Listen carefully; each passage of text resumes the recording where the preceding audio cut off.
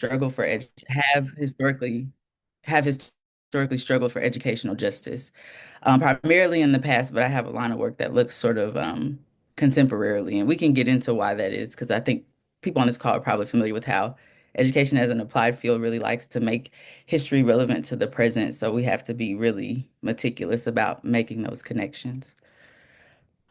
But the next panelists can introduce themselves. All right, now let's hear from Eduardo. Hi, everyone.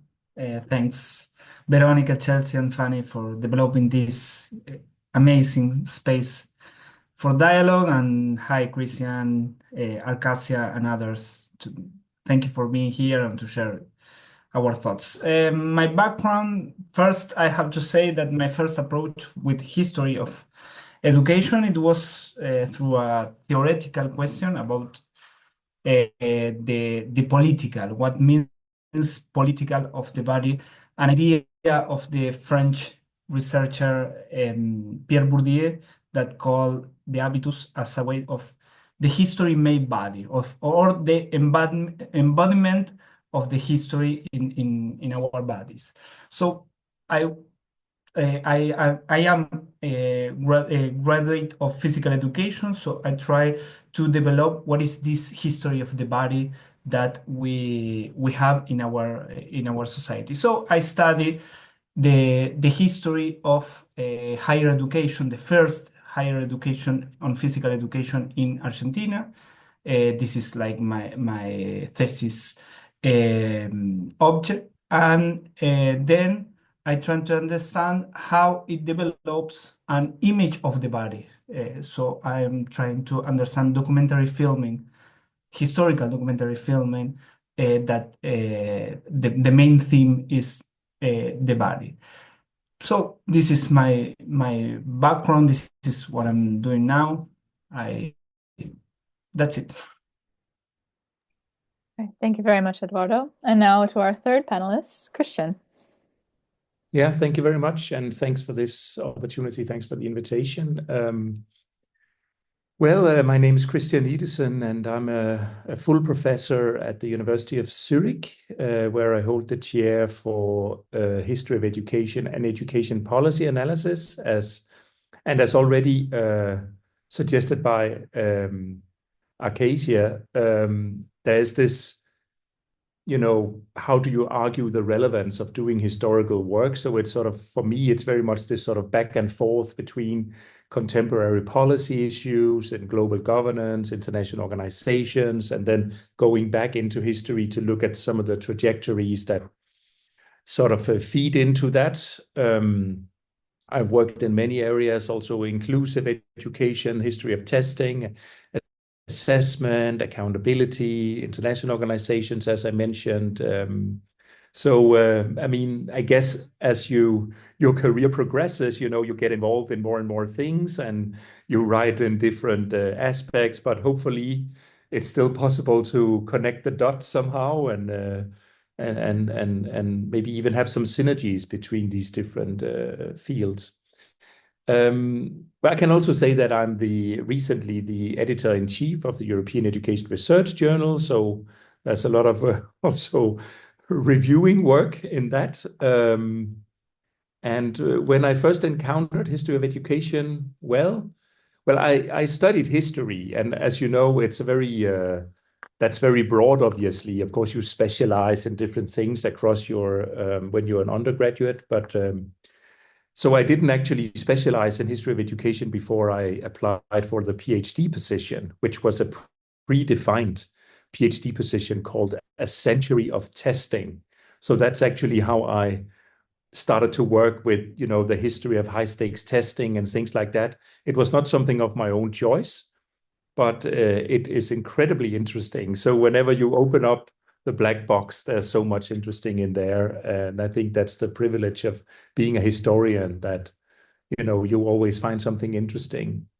And then I just want to say that I quickly became engaged with Network 17 under ESA, and also ISCHE. I think I was at ISCHE the first time when it was in Istanbul. I can't even remember the year now, but yeah. So I think that's sort of my way into this and what I'm working on. Yeah. Great. Thank you so much, Christian. And thank you all three panelists for introducing yourselves. Some people have recently joined, so I want to say welcome to some of you who have joined late. We only just introduced our panelists, so you haven't missed too much, so don't worry. And now we're going to be jumping into some of our pre-prepared questions. If at any point you have a question that's pertaining to any of these pre-formed questions, participants also feel free to put it into the chat. I'll be monitoring the chat, and so we can also follow up on those. And then, as I said, there will be time for open discussion for the last half hour or so after we have these three pre-formed questions. So with that, I hand the floor over to Fanny to get us started in our first segment, which is about getting started and giving advice. Thank you very much, Chelsea. So you might have already touched upon it a bit in your presentations, but I could imagine that when you started studying, finished your first degrees, staying in academia might not have been something that was on your to-do list or a career goal. So I was wondering what made you decide to pursue research, and were there specific circumstances or people, maybe mentors, involved, and what role did they play? I guess You want whoever us to wants to go in the start same first. order? Sorry. Is that okay? Sure, go ahead. Yeah, you go in the Okay. same order. And I apologize. I have my notes in front of me, but I'm still waking up. So I let me note quickly how I first encountered the history of education. Um, After undergrad, I taught for a couple years domestically, and then I taught in China. And while I was in China, I don't speak Mandarin, so I had a lot of time to read. And one of the books that I got was it's called The Education of Blacks in the South, 1860 to 1935. And it was a book I had been wanting to read, but I hadn't had time until I didn't have anyone to talk to and lived alone. And so I read that book, and it honestly changed my entire world. It helped me make sense of a lot of my history, my family's history. And so I looked up the person who wrote it, and they ended up being my PhD advisor. And so that's kind of how I found, I did a master's program after I taught there, and then switched universities and did my PhD at the University of Illinois in Urbana-Champaign with James Anderson, who wrote that book. So I knew I was interested in questions about race and justice, but I didn't quite know that I wanted to address those from a historical perspective, really until I read that book and had an example of what it could mean to answer meaningful questions using historical tools. But in terms of Fanny's question, what made me decide to pursue research? I'm a what we call in the US, like, and y'all might have similar terminology where you are, but I'm a first generation college student. So that means that I'm the first person in my family to pursue higher education. So I didn't know people who I didn't know people who had research as a career growing up until I went to college, until I went to undergrad. Um, and there I just knew, like, I just need to do what's asked of me in class, try to do it well. It wasn't until later on in my undergraduate studies that I had like a professor pull me aside and say, you seem really talented, gifted.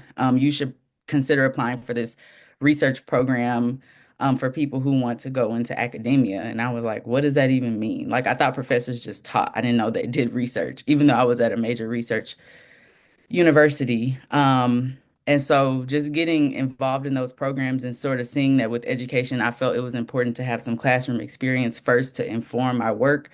I was pretty strategic about teaching for a little bit and then going on to pursue advanced degrees until, I got my terminal degree. And I knew at that point when I applied for my PhD that I wanted to be a scholar, be in academia. And so I was able to find a job, a tenure track what we call tenure track position right after undergrad. Right after finishing my PhD, which I still feel like an early career scholar because I just finished my PhD in 2020.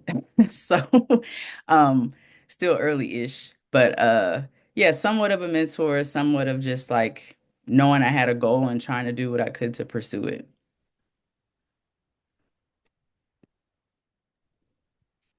Thank you for sharing. Eduardo, would you like to continue? Yes, of course, no problem. Well, you asked me about what made me pursue research. Let me say that, like I told you before, I came from physical education background, and there are some people who tell me, okay, you have to do, not to think, because the idea of a physical education teacher is not to doing research on social and human sciences. So, because they told me that I can't, I begin to research, and this is a true story. People said to me that there's no place for researching on physical education, history of physical education on human sciences. I have to be a historian and else. But for luck, I found some amazing people that helped me and taught me different path, different ways to doing research. First, the advisor theme for me, it is not it is a difficult question to me because my thesis advisor taught me mostly what not to do or what don't I want to be. So I'm trying to not repeat the same things that happened to me. This is a long story. This is not for this conversation. I would like to say something positive. So I will mention two Brazilian colleagues that helped me a lot. Alessandro Fernandez Vaz and Marcus Taborda. The first one taught me how to read in the strong sense of the word, to read something, to interpret what the other is telling, and at the same time respect my interpretation. Having argument to respect my argumentation.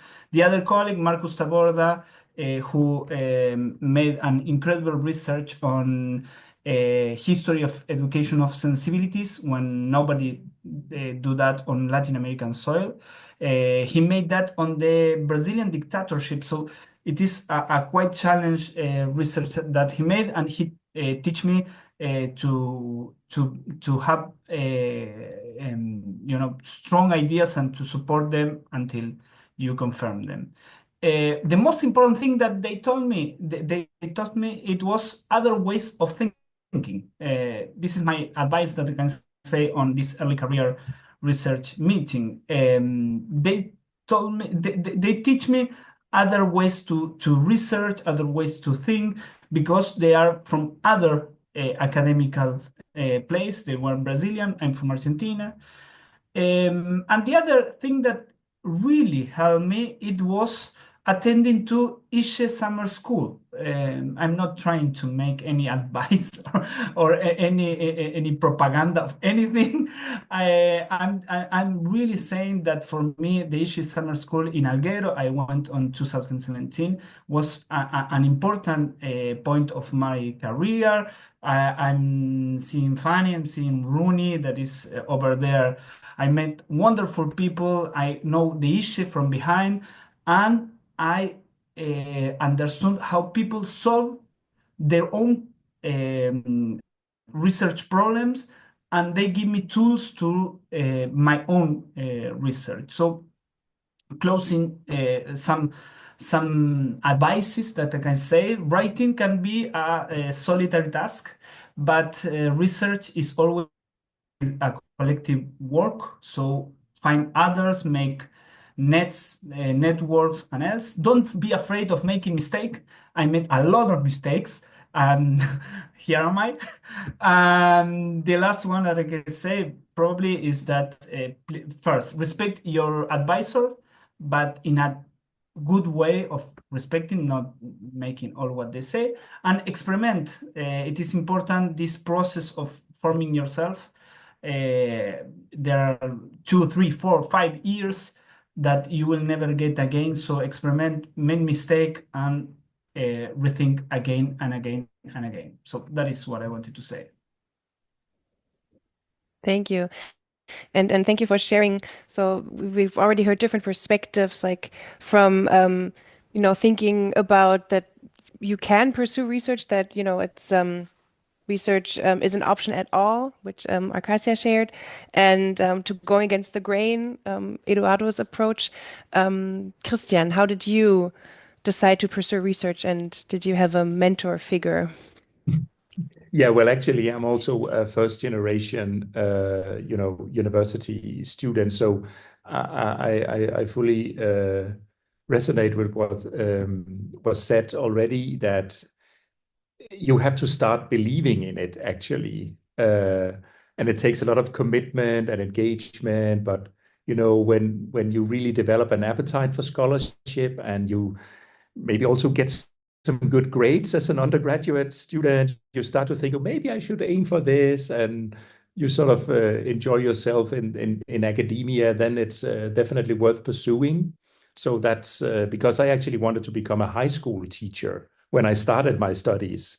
But then I sort of, yeah, maybe I would go for this career in academia.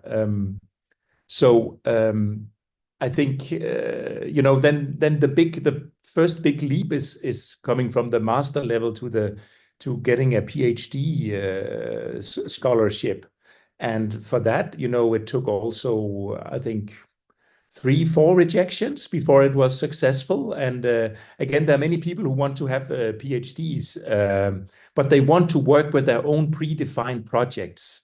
And that's very hard to get funding for. So eventually I became a bit more pragmatic, and applied for something that was predefined, which, as I said, about the century of testing.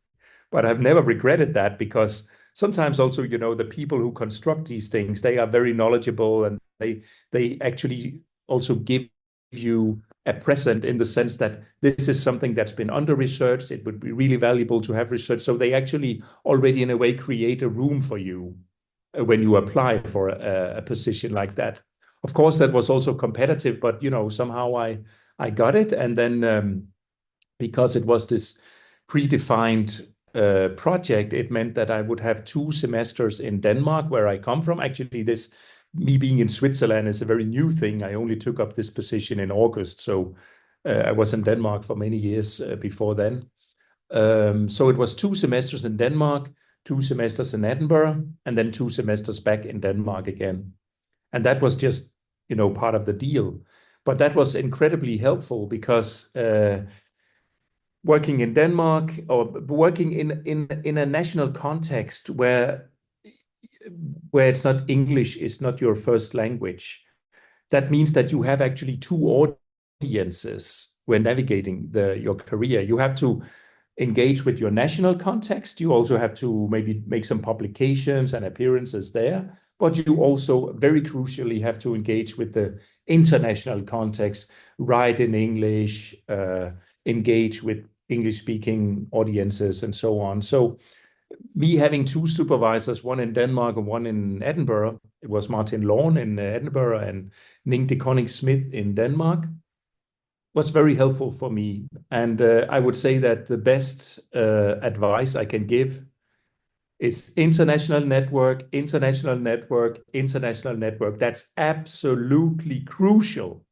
You have to have an international network. You have to engage with the international community. And to me, that was sort of given on a silver platter, because I was in Edinburgh with some great names like Soteria Gregg and Martin Lorne, whom you might know. Well, he's retired now, but still, it's being able to connect with that kind of people, and accompanying them to conferences and tap into their networks was so crucial for me. I mean, I would never have gotten where I am today if it was not for this international network. Because when I came back to Denmark, I already had a stronger profile than many of my colleagues. I mean, to be honest, I mean, it's a competitive thing also. So when heads of departments and others, they decide whether to give you the position, if you have an international presence, an international connection, you write and operate internationally, well, already, in a context that's not, English speaking, you're already ahead, so to say. So that's why I say international network is so crucial. I think that's the best piece of advice I can give. Thank you very much. Should we open the floor to questions relating to what we just discussed now, maybe briefly, or could also We use... can take just a few minutes if there's somebody from the audience who has a burning question for one of our three panelists based on getting started and advice. Otherwise, you can also keep it and save it for the end, but give you a minute to think about it. Yeah. And you can always write your thought and questions in the chat. So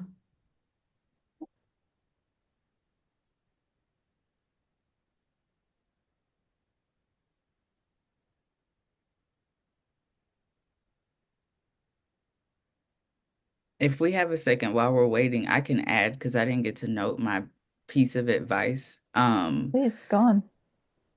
Two really simple things, and they may feel kind of intuitive. I don't know, depending on your context or even your training, what your advisors expect.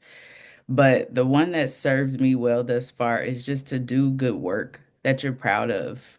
You have to make a lot of decisions related to pre-formulated research questions or projects.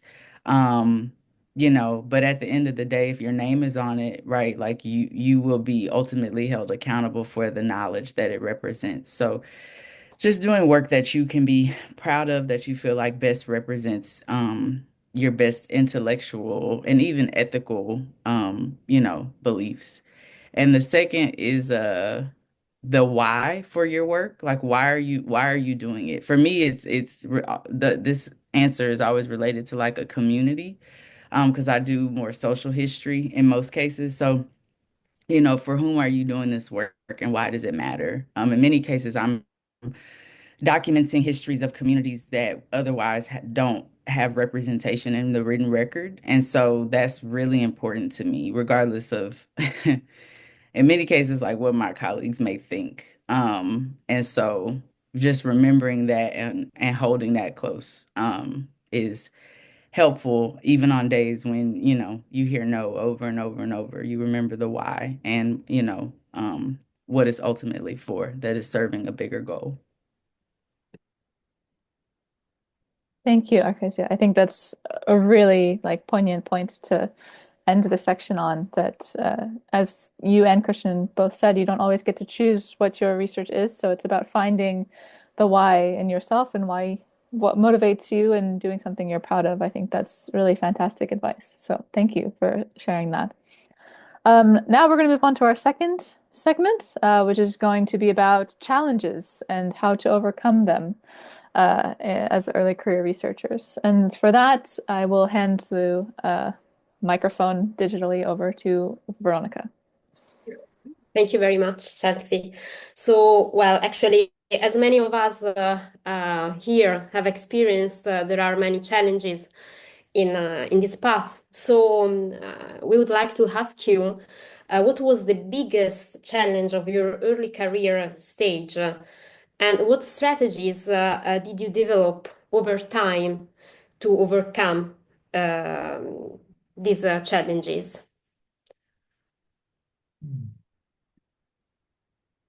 Yeah. Christian, would you like to start? Well, yeah, if we're not following the same order, I can start with this one. Well, I'm going to be very honest with you, because there's no way around it. I mean, the biggest challenge for me was one of my supervisors, who, after I returned from Edinburgh, was very sort of distant and cold, and it was like something had happened. I never really understood what it was, but she was very, very uneven, should we say that, in terms of her feedback. I mean, when I went to supervision meetings, I never knew if I would get a scolding, say that this is the worst I ever read, or whether this was absolutely fantastic. And that was actually very hard. And I had to develop, what would you say, thick skin to deal with it. And how I dealt with it was actually to become part of a reading group with other good PhD student, good friends, actually also from some other universities, and we would get together and talk about our supervisors and how weird they were. We could enjoy ourselves. We had a good time, and that sort of, I think that built some resilience in it. I mean, yeah, even to this day, I don't really have much contact with her, or actually, no, none at all. I mean, she was even annoyed at having to come to my defense. So it was a very weird, twisted relationship. But fortunately, I can say that it's the only time I experienced this in academia. But of course, when it's your PhD supervisor, then it's really uphill, I would say. So finding supportive people and environments to engage with instead of this was absolutely crucial for me. So I think that was the biggest challenge, and something about the strategies. Yeah. Sorry, I'm not trying to throw someone under the bus here, but I'm just trying to be honest. It was really uphill. Yeah. Thank you very much, Christian, for sharing this. That's really important, and we appreciate this. So thank you very much. Eduardo, would you like to go on? Yes, yes, of course, no problem. Well, challenges, strategies, maybe I can say something that can sound like an advice, but they are my own strategies. Every step of the research has their own key moments, and try to understand the difficulties and the key moments itself. For example, setting up writing the research project. There are some people that call this time like the white page syndrome. You cannot write anything. You are just waiting. Ideas came from I don't know where. That happens. That happens also when you write your thesis. But I really like the idea of Michel de Certeau, that there is not such thing as this blank page syndrome, because you always write from the point others stop writing. So the first thing that I can say in this setting up research project is that if you don't know what to write, just read. Just continue reading. Read how other people solve the same or there's another key moment that is beginning the field work. In our case, going to the archive or making some interviews, and mostly going to an archive. Don't expect to find your what do you need in a box. Going to one archive or several archives, you have to make some I don't know, handcraft kind of research of trying to develop the question you have to do to find what you are looking for. So don't expect to the archives is waiting for you. You have to make different ways of making the same question to find what you are looking for. Another key moment is the writing, and the only thing that I can say on the writing is that don't confuse the thesis with the research. The thesis is the text that communicates the research and can have different strategies, different temporalities, even different methodologies. So the thesis is not like telling what you did. It is different. It is a text and a paper that communicate what you did. And maybe it sounds like far away, but closing the so easy. Ask Veronica. That is closing her own process. So this is really important to talk with your advisor, with your mentor, how to close it. It is not so easy to put the final point. And the last thing that I want to tell, I don't know, every program has their own ways to make the defense tribunal. I don't know how to you call in every place, but just an advice: enjoy it.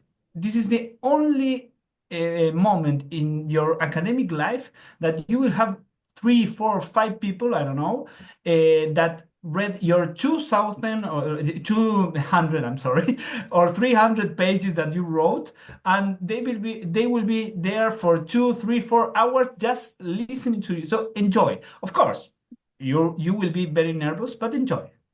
Veronica. Thank you, Eduardo. Thank you very much. And this is also important to remember. I mean, we also have to enjoy this, the PhD path, but in general, the research, which is really important. And so now I would ask Kezia if you want to add Yeah, something. sure. Thank you. So building on a number of the points that my colleagues made, I think for me, so background, my PhD it was situated in like a educational policy and leadership department. So I have within a broader like college or unit of education, um, that has, various departments. One other department that's really common in like units of education on university campuses is curriculum and instruction. And so, although my PhD is sort of in an educational policy or educational policies and leadership area, I was hired, my tenure track position is in curriculum and instruction. And regardless, I do mainly, primarily the history of education. This is important because the biggest challenge that I am still currently navigating is translating my work across different fields. I noted in my introduction that I describe myself primarily as a interdisciplinary historian of education. And I say interdisciplinary because more broadly, I view myself as a Black studies scholar, which isn't disciplinarily faithful, if you will. That means that I draw on whatever tools I need to draw on based on the research question that I'm trying to answer. So I find myself obviously drawing from historical methodologies, but also sociological tools, sometimes anthropological tools, certainly tools from the ethnic studies realm, whether that be Black studies, Indigenous studies. Um, Again, whatever tools I need at my disposal to do justice to my research question is what I draw on. And so explaining just the humanities significance of my work to colleagues in my current department who are all of their work, for example, is quantitative, right? That is a skill that is not, at least in my experience, I haven't seen it very explicitly taught in a graduate program. Is something that I'm still developing. And so, um, making the case for not only the relevance of my work, but the rigor related to it and how it is definitely an intellectual challenge. And it requires, as my colleague said, travel to different archives. And my work draws on a lot of oral history methodology because in many cases, I'm studying communities whose histories have not been recorded or documented. So, the process of finding folks to interview, conducting that interview, trying to correspond with different archives to preserve, write their oral testimonies, um, and bringing all of that information together, to write it up. It just helping my colleagues see the merit in that work is challenging. And so, in terms of strategies that I'm still developing to not necessarily overcome the challenges, but in some ways just contend with them, to recognize what they are, they're kind of twofold. So just getting in the habit of talking to different audiences about my work. Um, talking to my colleague in statistics and my other colleague in like STEM, like mathematics education or science education, and sort of thinking about how we might address some of the same concerns or same questions from very different vantage points. And just helping them see how my work lends historical or foundational sort of merit to some of the questions that they're able to raise contemporarily. But at the same time, I have to accept that not everyone will get it. Not everyone will understand what I'm doing, why it's important, and me being perfectly okay with that. I have to recognize and accept that I am talking to people who are interested in really hard, quote unquote, provocative, quote unquote, controversial questions or issues about, at essence, like who gets to be fully human and who does not, right? Historically, and we see those reverberations today, right now. And so just accepting that I'm talking to people who are interested in having a certain conversation, and there's not a lot I can do to convince people of a central moral reality that they may not share. So, Thank Yeah, you can so I much. add to that? Yes, Christian?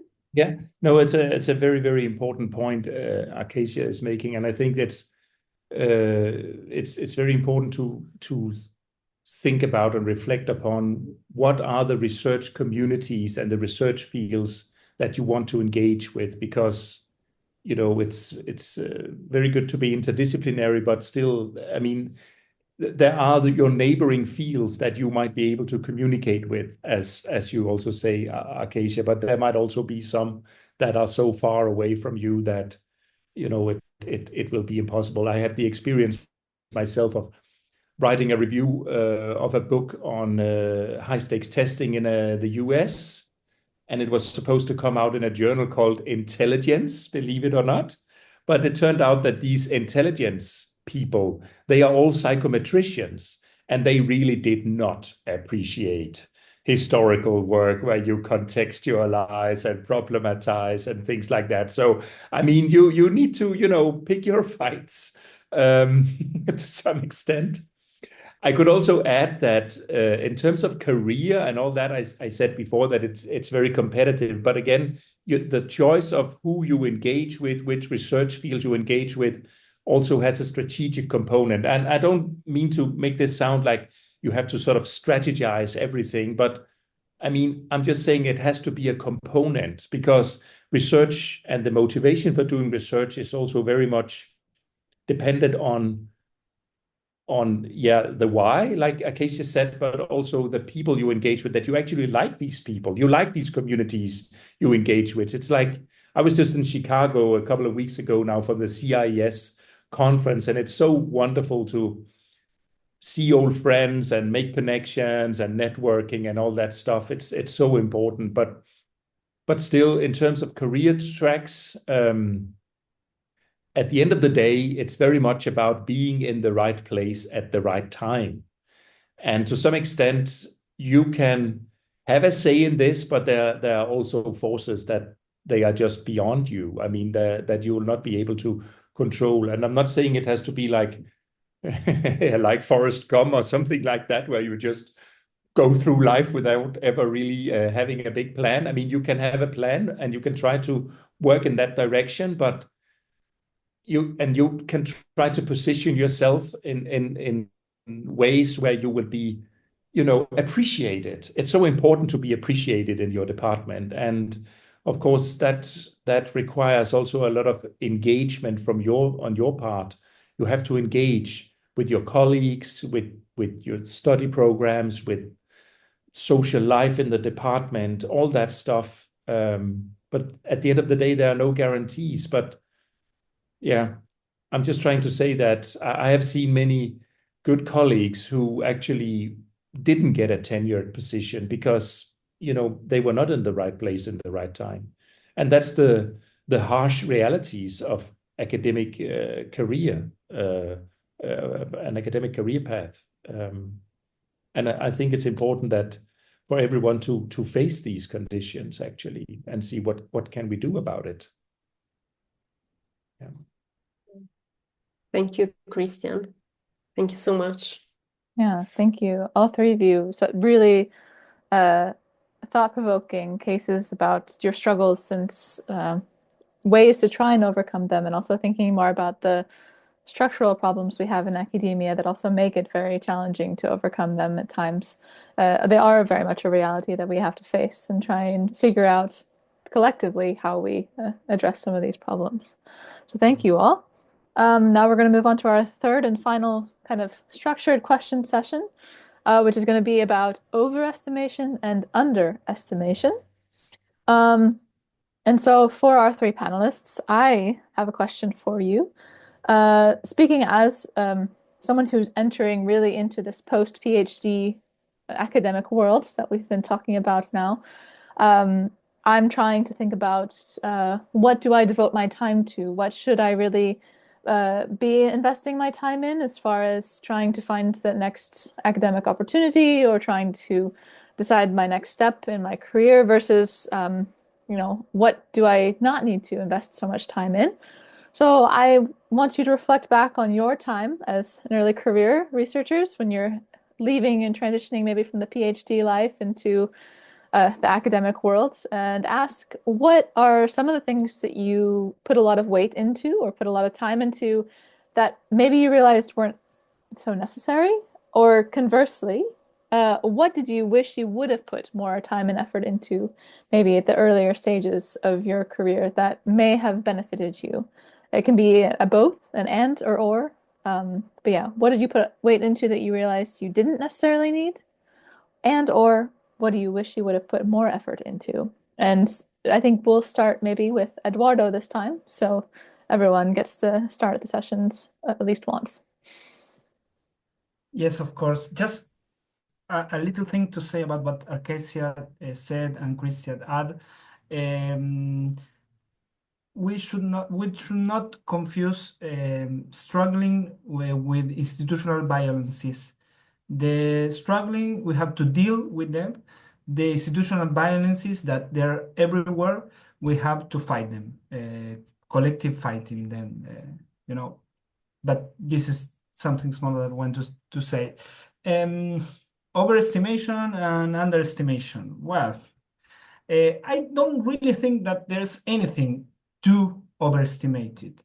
Anything can be important, or at least we can say after we did it, if it is important or not.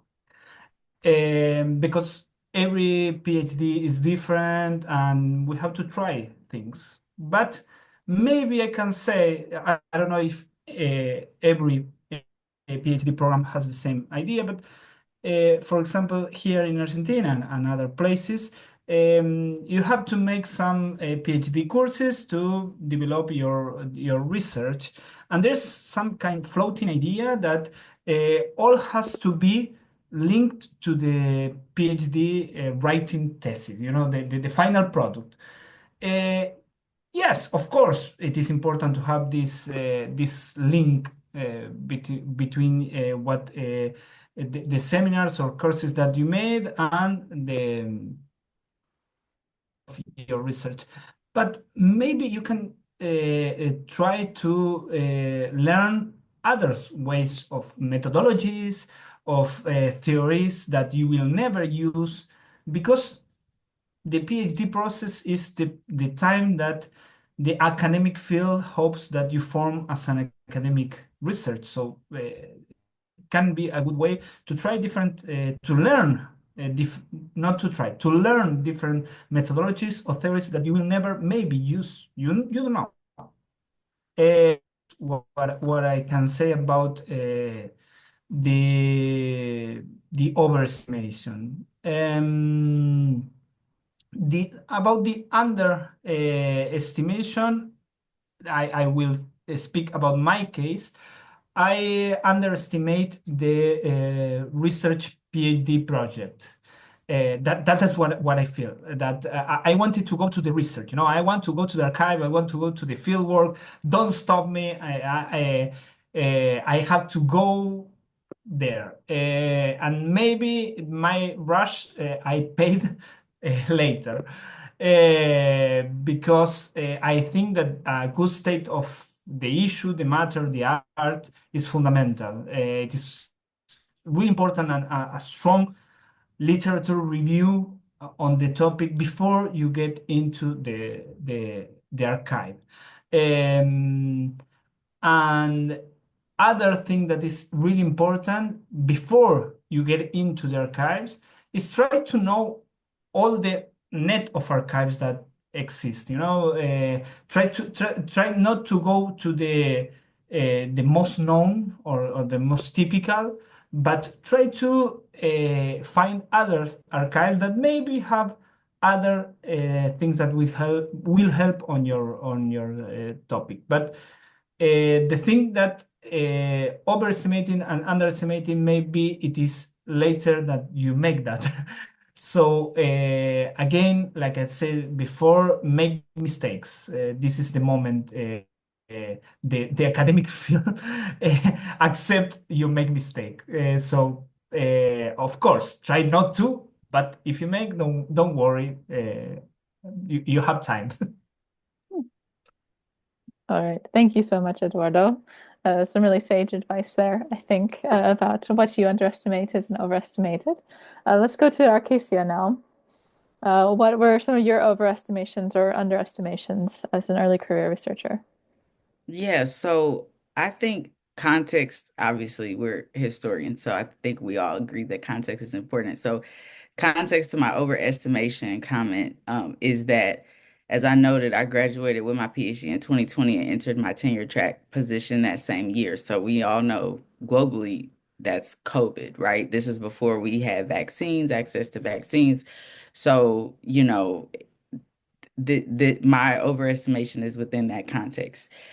So I transitioned into my current role without the ability to physically meet my colleagues, right? Everything is done virtually. I'm transitioning my courses online virtually. And so I think, as Christian noted, like, so much of the advice, is in the US, at least in terms of pre-tenure folks or tenure track folks, is like, you don't want to make anyone upset who's going to vote on your tenure, right? You want to play nice. You don't want to give anyone a reason to, you know, um, vote against you, right, when you go up for tenure. And I wouldn't say I've overestimated that, but I have accepted, related to my earlier comments, that there is only so much I can do. I'm very well aware that I am a Black woman from a working class background. And as nice as I may believe I'm being, and this is not just with my colleagues, but students as well, right? Because student evaluations are always very telling at the end of a semester. There's only so much niceness that I'm going to be afforded in terms of perception.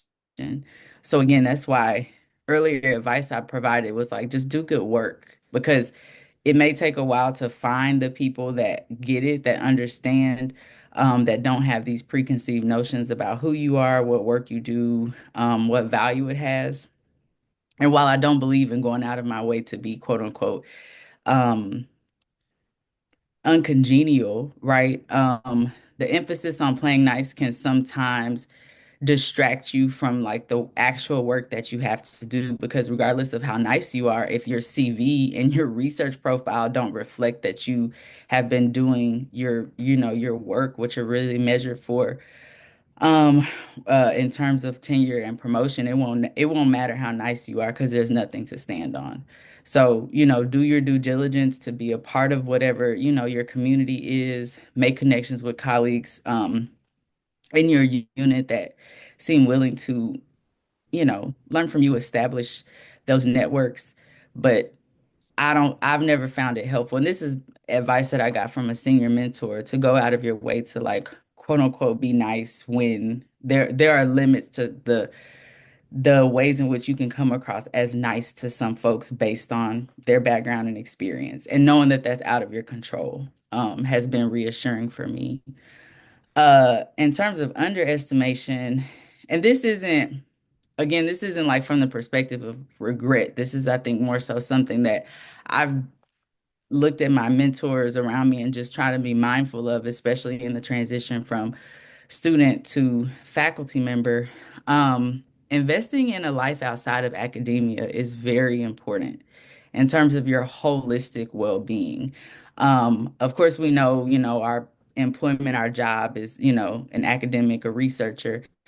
But I feel like so much of what we bring to the research enterprise is informed by so many other parts of who we are and what have made us who we are, that if we neglect those, it starts to reflect itself in our work.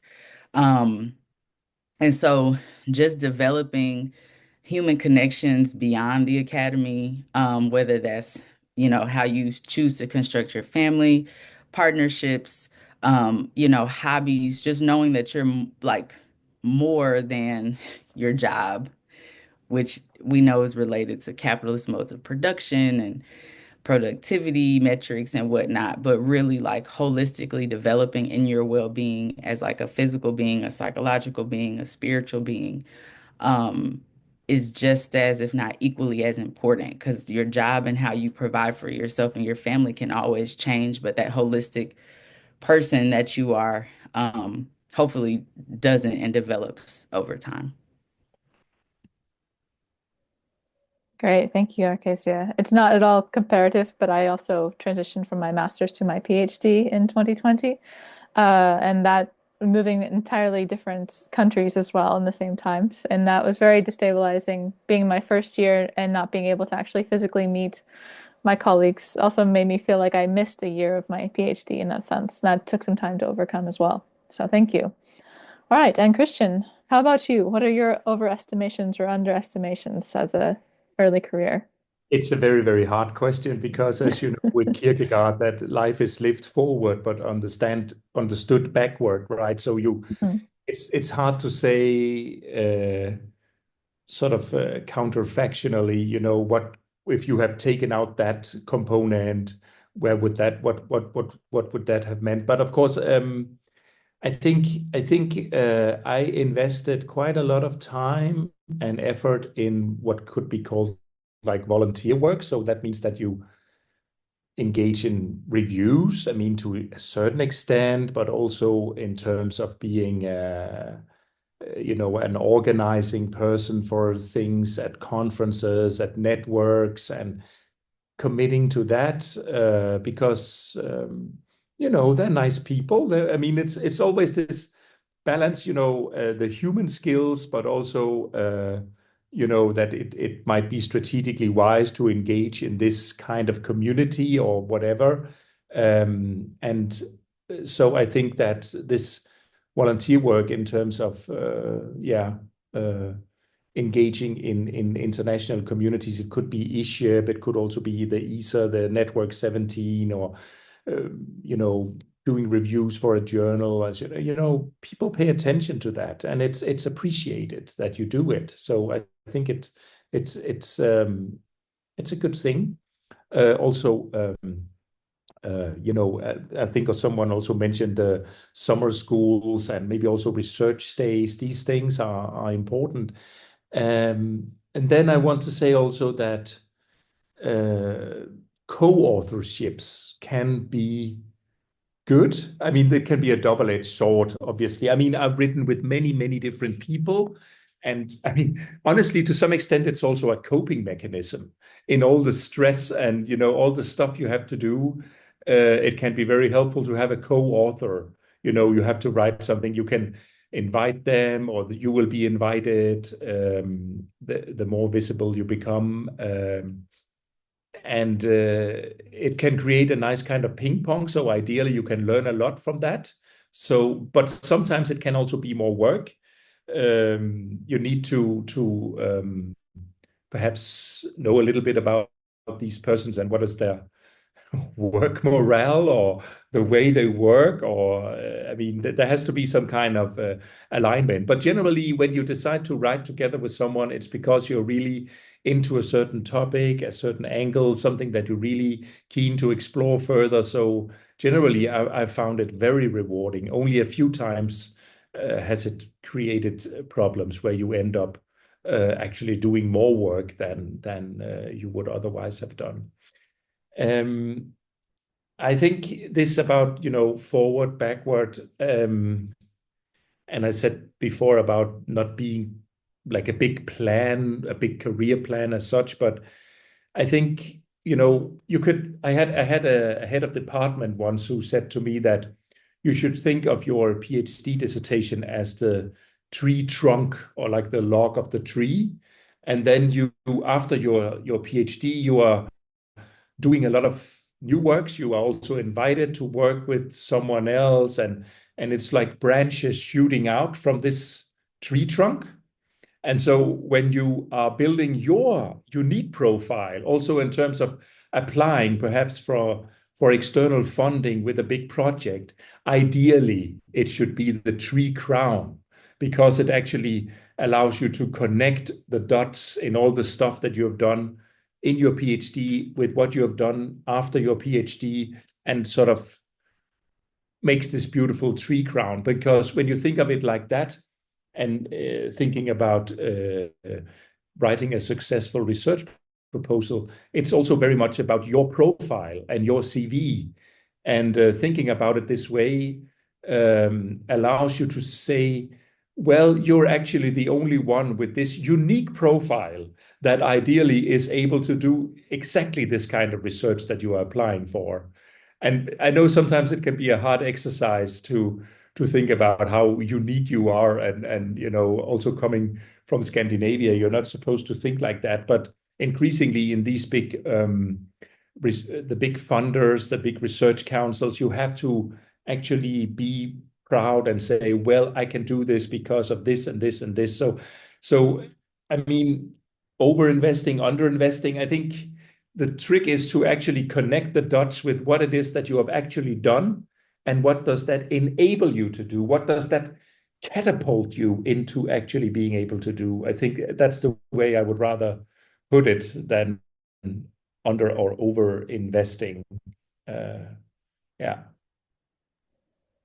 No, thank you, Christian. I think that's really good advice, actually, and it touches on many of the things that you and Arcasia and Eduardo have also talked about. I think that it's not just about forging ahead as your individual, but understanding your connections and understanding how you can work with others and develop your portfolio, your identity, and your skills, and how to communicate what you're doing to others. It's all part of this bigger picture. So you're right that it's not always just about overestimating or underestimating, but actually just knowing, kind of, I was about to say estimating yourself rather than not under or over, but more having a proper idea about your skills and what you're interested in. So thank you very much for that. All right, so we are right on time. So we are now going to transition to the open discussion with the audience. Fanny is going to have a conversation starter to get our speakers going, but then I really welcome all of you in the audience. If you have any follow-up questions or questions that you'd like to ask them, you can either ask the questions in the chat or say in the chat that you have a question that you'd like to ask, and I will make sure that we moderate through and get through. But I will now, while I keep an eye on the chat, I will hand it over to Fanny, who's going to start us on our fun discussion topic. Thank you, Chelsea. And thank you so much for sharing all of your thoughts and advice and experiences with us. And when preparing this session, Veronica, Chelsea, and I thought about a conversation starter, and we really liked the idea of the so-called CV of failures. I don't know if you've heard about that, because I think in essence it's not about indulging too much in what we didn't get grants, positions, or didn't get into programs, but I think it's also an essential part of seeing that, other people apply for things and don't get it. Other people hand in manuscripts and then they're rejected. So we would like to ask you to maybe start off with, yeah, some kind of failure, quote unquote, maybe a manuscript that was rejected, a grant that you didn't receive funding for, or a program that you didn't get into. And maybe because I think in the long run, sometimes these failures also turn into things that come to fruition in a different way, maybe. So we would like to start out this round with maybe one glimpse into your CV of failures. I don't know, maybe our Keisha, would you like to start? Sure. Um, one of the it's not like a single, it's like a time period. So again, my transition was just odd because I came out during COVID. And so the beginning of COVID. And so and all I knew, the main piece of advice I got was just write. Like just write. So the summer after I graduated, I was like, okay, I can't go anywhere, can't do anything, so let's just write. So I developed what I thought were, I got four manuscripts out under review. Um, and they weren't like they weren't from my dissertation. These were separate because my dissertation is a book manuscript, but these were article manuscripts. So I submitted four, and I think by the end of the calendar year, maybe the end of the academic year, so 2021, three of them had been rejected, and that wasn't something I was really used to. One got out, I revised it, it was out. Um, um, Three were rejected. I would say at least two of those rejections weren't really meritorious in the sense that I was trying to push the field. One of the things, at least here in the US, that historians sort of get in hot water for is the use of explicit theory in our work. I was influenced by a number of different theoretical traditions because I felt like they helped me best address some of my research questions. But that's, not what a lot of traditionally trained historians here want to hear. And so, rejected on those grounds and others. But eventually, 2 to 3 years later, all three of those manuscripts, I found homes for them where people were receptive to the conversation that I was interested in having.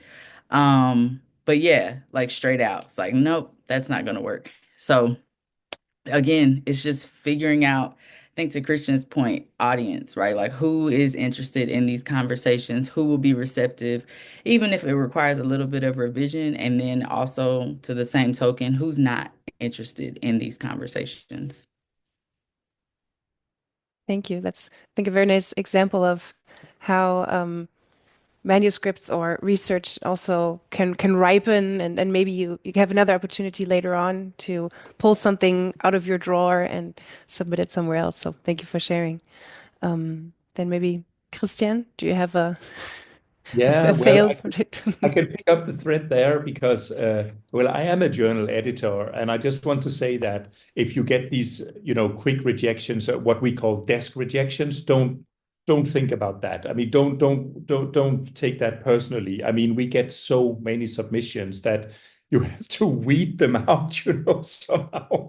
And but deciding the journal is so important that you really look at what is the scope and the aim of the journal, and actually maybe also engage with some of the discussions or make some references to previous papers in that journal. That's absolutely crucial. That will increase your probability or chance of actually getting the piece published.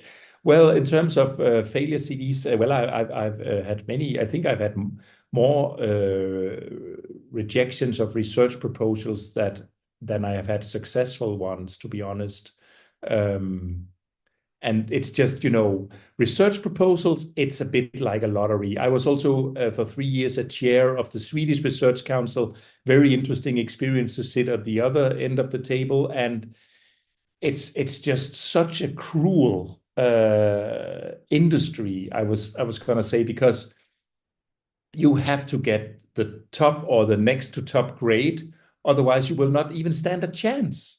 I mean, and these, it's like excellent or superior or something like that. So if it's very good, there's no chance you will ever get any funding. And it's like a negotiation between the reviewers, what kind of grade will you give in different categories? And yeah, it's so harsh. There's so much wonderful, great work that just, I'm not sure if it's some of it surely is wasted, but maybe some of it can be transformed into something else or resubmission or something like that. But it's so harsh, I can tell you. I experienced that also myself. Worst review, well, just two examples.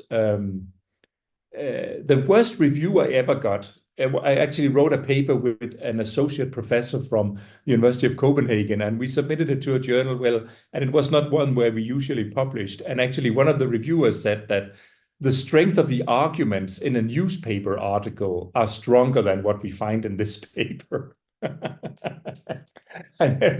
Well, that is by far the worst review. We found another journal, so yeah. Anyway, and the other thing, well, that might be a bit interesting because it's also about the different, what would you say, cultural contexts. I did a paper a few years back with Sherman Dawn from Arizona State University, and it's about the No Child Left Behind Act in the international architecture of global accountability. And I will say that if it had not been from my co-author, Sherman Dawn, it never would have been published in the American journal History of Education Quarterly. It was so hard to get the reviewers to understand that there is something called the global governance, global education. And I don't know, I don't want to say, about my American colleagues here, but it seemed that this idea that there was something global that would influence or have an impact on national legislation was very, very foreign to them. And Sherman really helped me translate that idea because he knew all the debates and the discussions in the US context. So it was just an example of sitting in Europe and writing something about the US, which it might be actually very hard without having an American co-author, because the discussions and the takes and what you're into is maybe slightly different across continents. I'm not sure, but it was just an experience here that I had. Yeah, I think I will leave it at that in terms of worst review and rejections and so on. Yeah. Thank you. And thank you for reminding us that co-authorship is really helpful in translating things, and that also yeah, how competitive grants and proposals can be, and yeah, that the chance is like you said, it's like a lottery. I think that's always good to have in the back of your mind if you receive a rejection. And Eduardo, would you like to share one of your quote unquote failures? Yes, of course. First of all, I totally agree what Arcasia and Christian told before. Reading the scope of every journal, or picking like really well where to send your manuscript is really important, because there are some academic tradition in every place that have their own way of making the argument. I don't know. But let me say that always the problem is the reviewer too. Always happens the same. The first one, it's all okay, and the other is telling something. No, just speaking seriously, it's only a failure is if you don't do anything with that. That is what I can say. I have worst feelings when I submitted a paper to or an article to a journal, and then I said they send me an email. Okay, it is published, and that happens to me. They never say to me it is accepted. I found it like it is published, and I felt really bad because I never get the chance, to have a dialogue. Always remember, for rejecting, beside what Christian said about the journal scope, rejecting a paper because it is not in dialogue with the journal tradition, but receiving a rejection, for rejecting a paper, you have to have arguments. So you can always dialogue with arguments. It is worse, like everything is okay because you don't have to have arguments. The reviewer don't have to have arguments. So if you have a rejection, you have someone who read it and tried to interpret and found some things that are not quite good. I was the editor of the Anuario Historia de la Educación, that is the Argentinian Journal of History of Education. So I have my own conclusion about the whole process that of course the authors are have their own evaluation, but the reviewers are also being in constant review. You cannot say anything. We live in an academic world that you cannot say it is all okay. You have to say something. So if when you receive something that they say about your paper, always remember that they must or they have to say something about the judging process. So to be clear, two things. Don't be afraid of rejection. I really learned a lot with different rejection. I don't remember anyone close to Christian experience on the newspaper argument, but I have really things that I didn't like, but I learned. And it is important also that to write a letter arguing and saying what you did or not you attend of what the reviewers said, because it is not like you have to do everything they said that is wrong for them. How to defend an argument is also an important task of a researcher. So learn how to defend your argument, saying, "Thank you, reviewer two. I will attend this, and I will not. Do that." And just finishing, I really like the idea of Christian of picking your fights. If you don't feel that this is the right paper, this is the right journal, I'm sorry, send to another one. There is a big community, and try to pick where you have someone that wants to read your paper, because we always thinking on publishing, but the most important thing is someone read it. So pick your fights. Thank you. And thank you for pointing out that reviews are also a kind of conversation, and that sometimes it's good to look at the reviews, let them sit or simmer for a couple of days, and then go back to editing or revising your paper. Okay, so All I'll right, hand over to yes, Chelsea. indeed. We do have one question in the chat, and it's mainly for Eduardo, but I think also perhaps Arcasia can tune in as well, but we'll start with Eduardo. So we have a audience member from Brazil, and they're in the process of writing their master's dissertation, and they're very interested in knowing how you relate to Christian's point about the importance of international networking, particularly how you build that bond with researchers outside of Latin America, for example. And because they find that part to be quite difficult when they're not in Europe or in the United States. But I'm also curious about the US context and how available or how possible it is for you, Arcasia, to have connections internationally as well. So let's start with Eduardo, since that was where the question was mainly drawn to. And then Arcasia, if you'd like to tune in after, that would be really great. But I give you the floor. Thank you, Gabriele. Obrigado, Gabriele. Prazer. Thank you for your question. It is important to point out, I really agree with Christian's idea of international network, international network, international network. I totally agree. But of course, here in Latin America or in other global South places, we always have to deal with the colonization of ideas. That there is a common idea that everything that came from Europe and from the US is better than we do. It is really common, and we have to deal in places like us. First of all, this is not true. Let me say that. Of course, there's a lot of interesting things in Europe and the US, but we can say the history of another point of view. First, let me say something. We have to we have to fight for different policies of archives. This is changing in places like in Brazil. I lived in Brazil for 2 years, or in Argentina, kind of.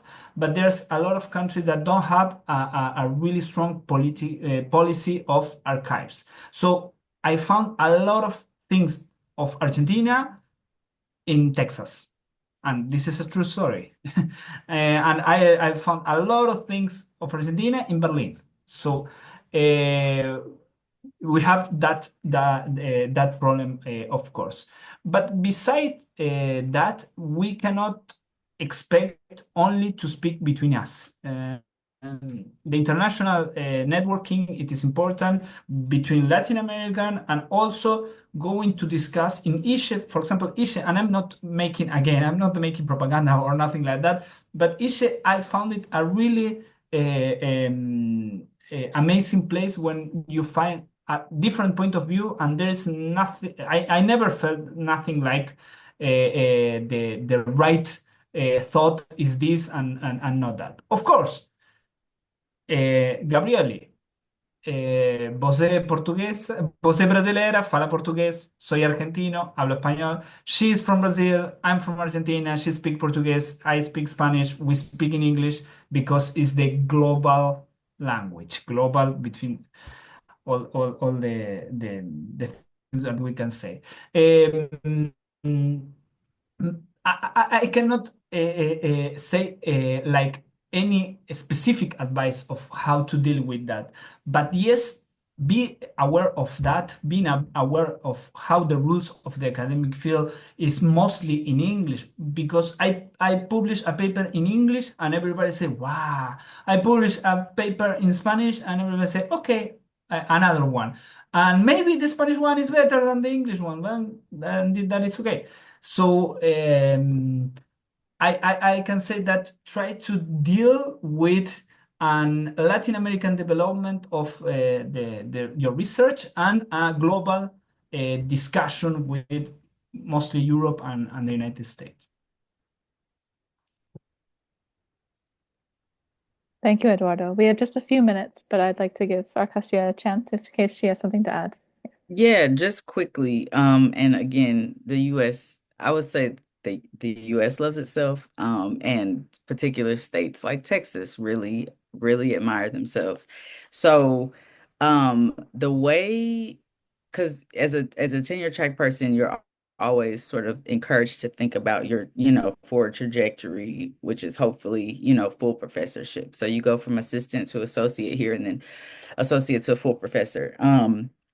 And so what's required in terms of reputation in the sort of track from assistant to associate isn't necessarily an international reputation or recognition, but that is something that is, I wouldn't say required or expected, but it's either you need a national/international reputation to make a successful case from associate to full professor.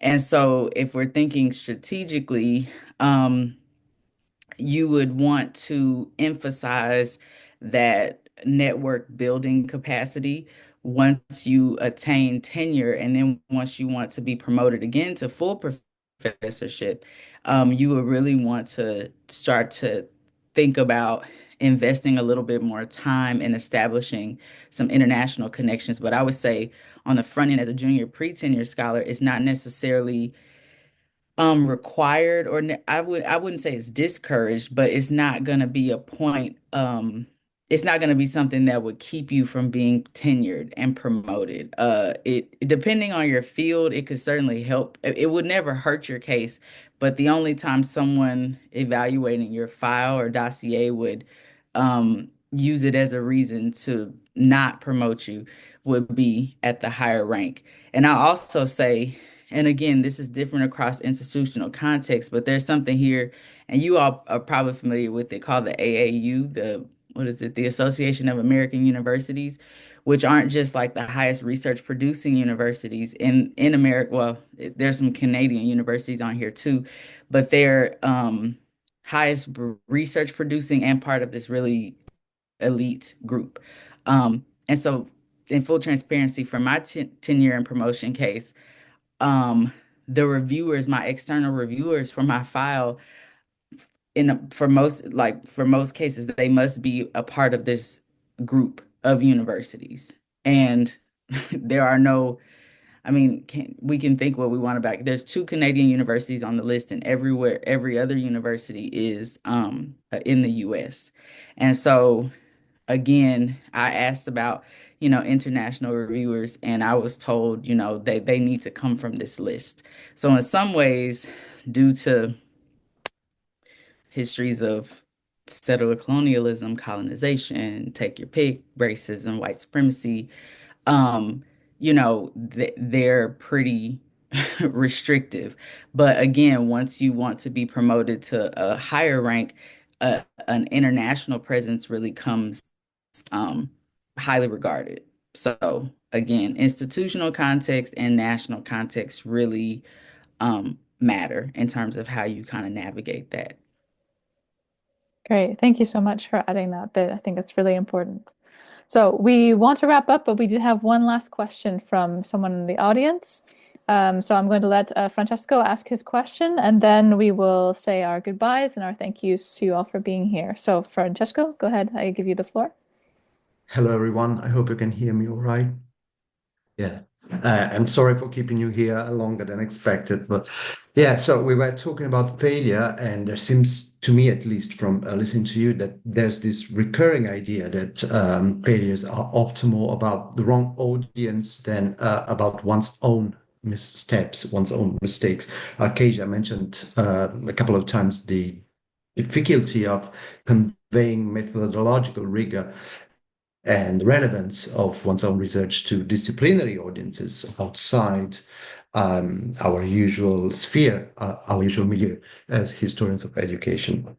Now, it seems to me, well, this is all fine and well, of course, and it's well known that there are disciplinary boundaries that cannot be so easily transgressed. But it seems to me as well that attributing failure to the audience or the panel can sometimes get in the way of learning from the experience, from rejections, from failure, precisely. So my question is this, very briefly.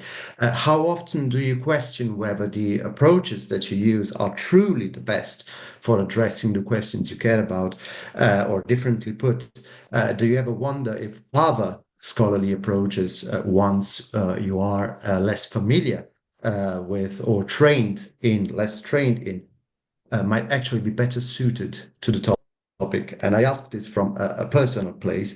My work is on the history of economic education in America. And the more I speak with economists and economic educators, and the more I encounter economists' critiques of history as a discipline, the more disconnected I feel from my own scholarly project within the history of education. I don't know how often does that happen to you, more experienced researchers? Well, is my question ultimately. Thank you very much. I hope it was clear. Yeah, Well, whoever would like to start. Well, Go I can ahead. just say that, of course, it's always a learning process when you get a rejection or you get critique. You always have to think about it. And you also have to write a response letter, in terms of saying, what did you change? What did you, what were your thoughts now? So, of course, it's not to say that, okay, they are just entirely wrong. I mean, there's always some kind of truth to the criticisms that you receive. But I would say that in your case, dealing with economists, they, from my experience, they work very much in a completely different paradigm. The paradigm where they like to start sentences by saying, all other things being equal. That translates into, I'm completely going to disregard context. That's the same. When you say that, it's very hard to work as a historian. So I would definitely say that, I mean, there are journals of the history of economic thought and, where they might be more appreciative, but I would say that, hardcore economists of the sort of neoclassical sense, but it's very hard to engage with them as historians. I think they are for you what the psychometricians are to me. Thank you. I can add quickly. And this may not be true for everyone, but I find that the divide really lies between, and there's a few, historians who may draw on a few quantitative methodologies, but for the most part, there seems to me to be a divide between quantitative scholars and non-quantitative scholars.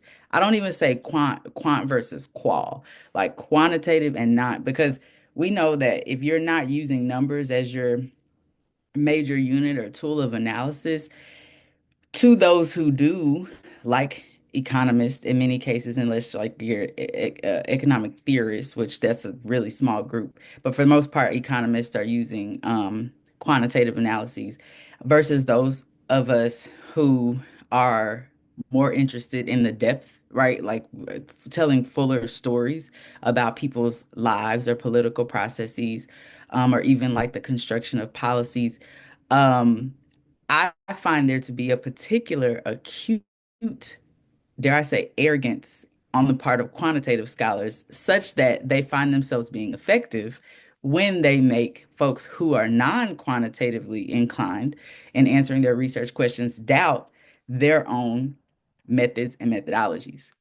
Um, so I would go so far as to say they would feel that they are doing their job by making someone like you doubt that what they could bring to issues and questions that are equally important to various fields, but that a historian would answer from a different angle to a deeper degree than any quantitative response, regression, whatever you had, whatever way chi-square, whatever way you want to approach it can offer, right? We all have important tools to address and provide deeper insight on a problem, but it's this disciplinary, I don't know, like self-importance and hierarchy that I find really distracting and unhelpful, unproductive to really trying to work to address ongoing social issues.